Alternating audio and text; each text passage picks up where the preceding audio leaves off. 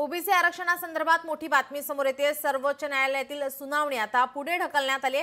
वादी आणि प्रतिवादी यांच्यामध्ये युक्तिवादावेळी वाद झाला। न्यायालय तथ्य तपासून पुढची तारीख देणार आहे। सर्वोच्च न्यायालयातील सुनावणी पुढे ढकलण्यात आली, त्यामुळे आता स्थानिक स्वराज्य संस्थांच्या निवडणुका लांबणीवर गेल्या आहेत।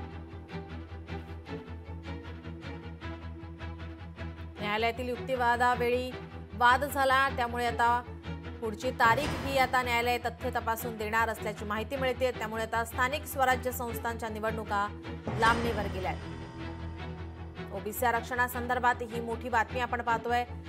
सर्वोच्च न्यायालयातील सुनावणी झालेली आहे। या सुनावणी दरम्यान युक्तिवाद झाला, त्या दरम्यान वाद निर्माण झाला होता आणि आता तथ्य तपासून न्यायालय पुढची तारीख देणार आहे। त्यामुळे आता स्थानिक स्वराज्य संस्थांच्या निवडणुका लांबणीवर गेल्या आहेत।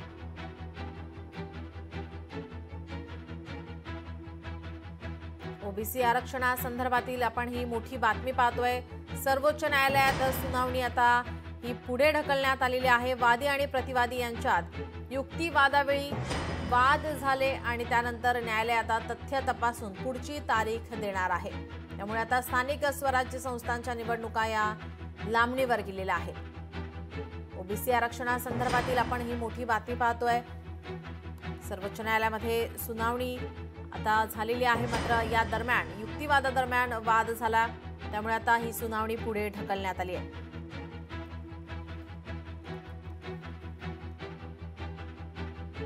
वादी आणि प्रतिवादी यांच्यात युक्तिवादावेळी हा वाद झाल्याची माहिती सध्या समोर येते।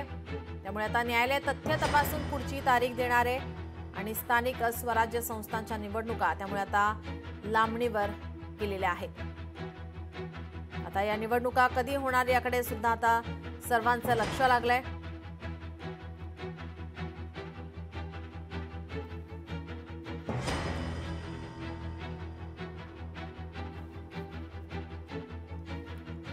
ओबीसी आरक्षणासंदर्भातील आपण ही मोठी बातमी पाहतोय। आपल्यासोबत याचिकाकर्ते मंगेश ससाणे हे फोनलाईन वरून जोडलेले आहेत। मंगेशजी, ओबीसी आरक्षणासंदर्भातील आपण ही बातमी पाहतोय। सुनावणी पुढे ढकलण्यात आली आहे, त्यामुळे आता स्थानिक स्वराज्य संस्थांच्या निवडणुका आता लांबणीवर गेल्या आहेत। हो, नक्कीच। आज स्थानिक स्वराज्य संस्थांच्या निवडणुका संदर्भात आणि त्यामध्ये ओबीसीच्या आरक्षणाची टक्केवारी संदर्भात महत्त्वाची सुनावणी होती। 3 नंबर कोर्टामध्ये 10 नंबर सिरियलला मॅटर होतं, पण ऍक्च्युअली सुनावणी म्हणजे जेव्हा कोर्ट उठणार 1 वाजता त्याच्या आधी एक 5 मिनिटं सुरू झाली आणि मग कोर्टाने हे जाणून घ्यायचा प्रयत्न केला की याच्यामध्ये कोणते कोणते इश्यू इन्व्हॉल्व आहेत।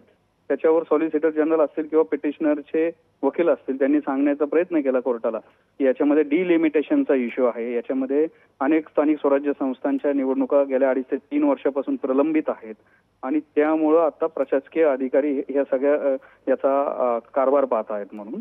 तर सिनियर ऍडव्होकेट इंदिरा जयसिंग यांनी पण सांगण्याचा प्रयत्न केला की राज्य सरकारने इलेक्शन कमिशनने डिलिमिटेशनचे अधिकार राज्य सरकारला आहेत का, ते इलेक्शन कमिशन कडून काढून घेतलेत का, हे क्लिअर करावं, हा एक याच्यामध्ये मुद्दा आहे।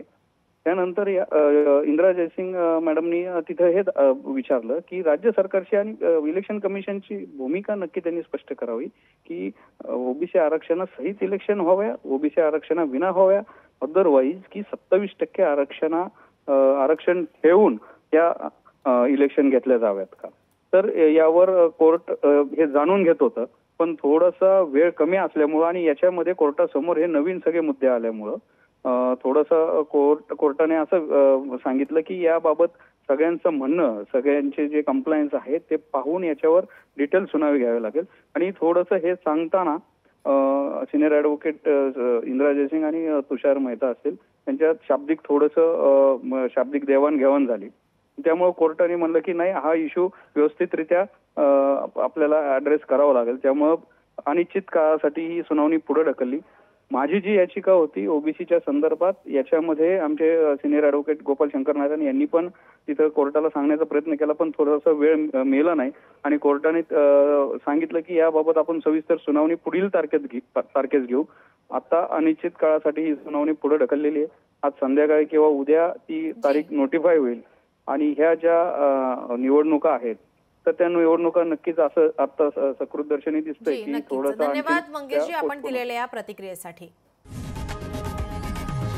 लोकशाही मराठी ऐका, पहा, जागरूक रहा.